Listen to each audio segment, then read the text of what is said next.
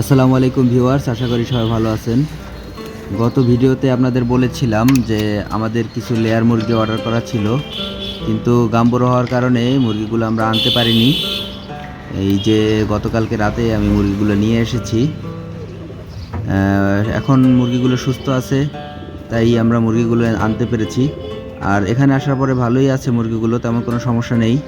যেহেতু একবার ভাইরাস ধরার পরে মুরগির আরও রোগ প্রতিরোধ ক্ষমতা ভালো হয়, তাই সাহস করে মুরগিগুলো আমরা নিয়ে এসেছি।